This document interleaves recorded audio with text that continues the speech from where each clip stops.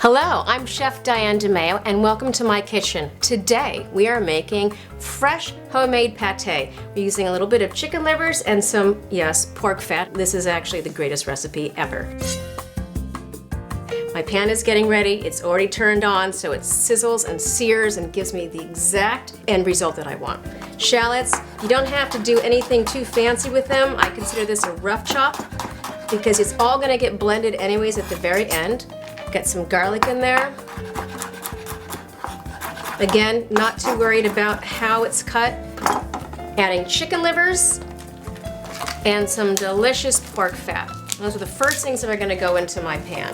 So the first steps to making the pates, I'm going to get my shallots and garlic. Now, you hear that sizzle? You want that sizzle. That means that you're actually sweating out the flavors from the garlic and the shallots without burning them or caramelizing them, because we don't want that extra added taste to it. Once I know that this is ready to go, in go my chicken livers.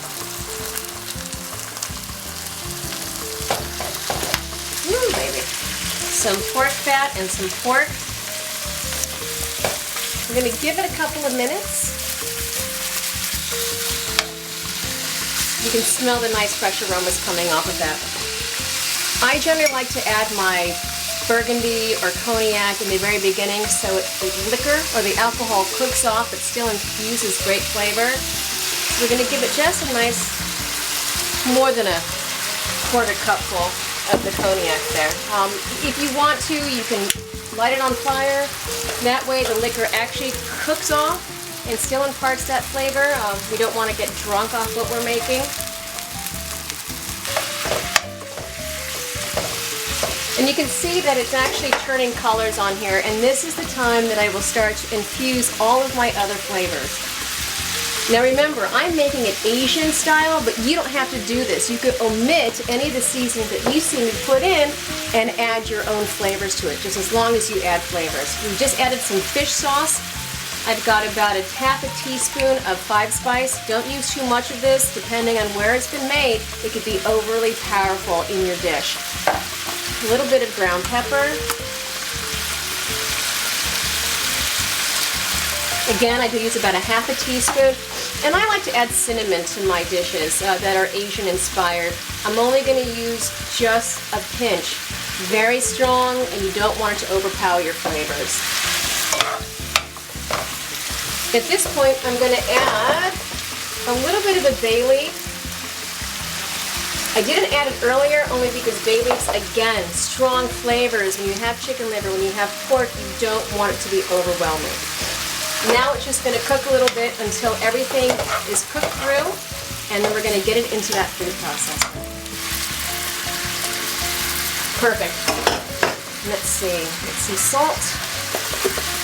I will add about 1 tablespoon of salt. Remember, you can always add more salt, but you can never take it away. You never want to put too much salt in anything. It's the worst thing when something is way too salty.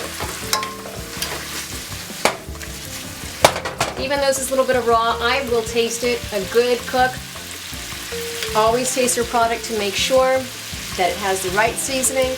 Always adjust accordingly before you take your finished product out. You know when your liver is cooked through, just because it becomes nice and soft. Sometimes a liver, even when it is cooked through, stays pink. Just make sure that it's soft, you'll know that it's cooked through. Otherwise, you'll cook it and overcook it and it becomes a very tough product. The chicken livers and the pork fat are ready to come off that stove.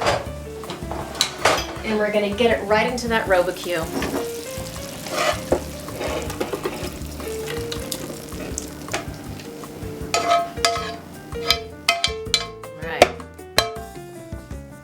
I'm going to get my top on, and we're going to start to blend.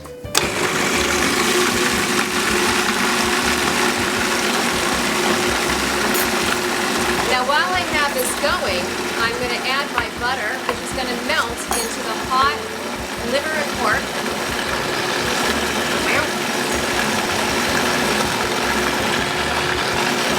This definitely is a diet dish.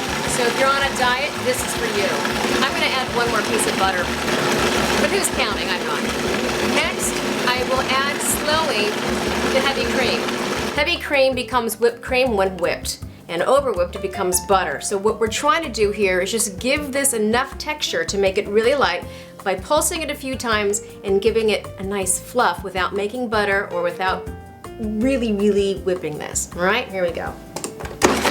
Couple pulses.